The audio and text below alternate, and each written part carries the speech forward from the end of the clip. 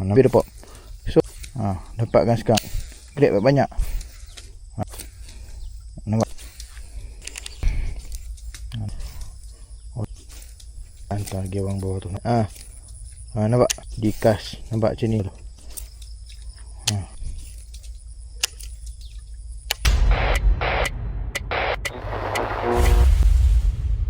Okay guys, so ramai yang tanya aku guna SP apa untuk skipping. Ini dia guys, aku guna ni. Ni mudah sangat nak skipping pakai ni. Nampak ni, body dia yang jenis macam ni. Lepas tu ada tepi-tepi ni dia boleh buat. Ada garis-garis tepi macam sisik ni. Dia buatkan umpan tu senang nak melompat atas air. Okay, contoh. Tengok betul-betul. Nampak. Aku guna SP ni, Ozmi Super Baby Paddle Pop. So untuk siapa nak belajar skipping ataupun nak main skipping macam ni, macam aku ni, nampak. Boleh dah dapatkan SP ni dalam beg kuning guys. Dapatkan sekarang. Senang je skipping pakai ni kan. Okay, sikit lagi. Mudah guys nak skipping pakai SP ni. So korang grab cepat-cepat. Grab banyak. Nanti kalau habis, kau nak belajar skipping macam mana. Okay, nampak.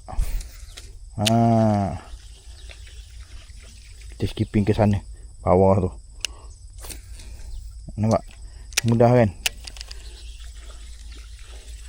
Kita backhand pula bawah tu.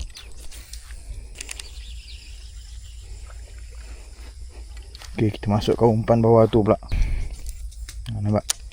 Mudah kan? Bila pandai skipping, nampak? Nak hantar umpan tempat-tempat macam tu senang. Mudah sangat.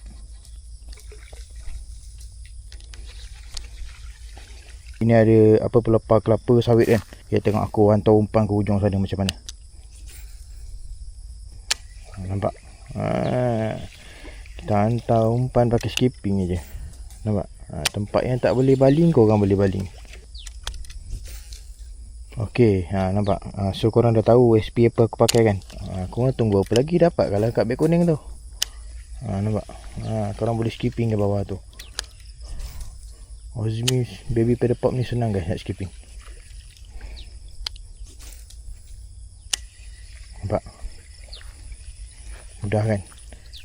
Kita hantar gewang bawah tu, nampak? Sampai hujung tu boleh pergi.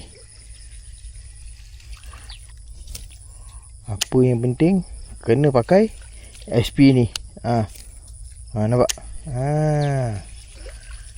Kau kena pakai SP ni. Senang kau nak hantar. Senang korang nak hantar gewang ke tempat-tempat yang sempit, tempat-tempat yang tak boleh dikas. Nampak macam ni.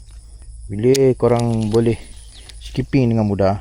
Okay, skipping pakai SP apa pun boleh, tapi skipping yang mudah ada SP tertentu.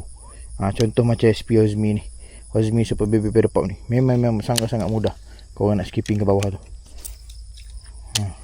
Sangat-sangat mudah guys nak skipping ke bawah tu. Body dia memang dicipta untuk apa, skipping. Nampak? Nampak?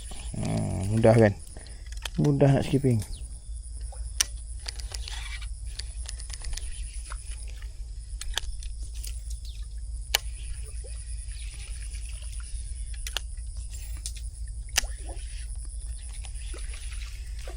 Okay guys, dapatkan ni beg kuning. Mantap.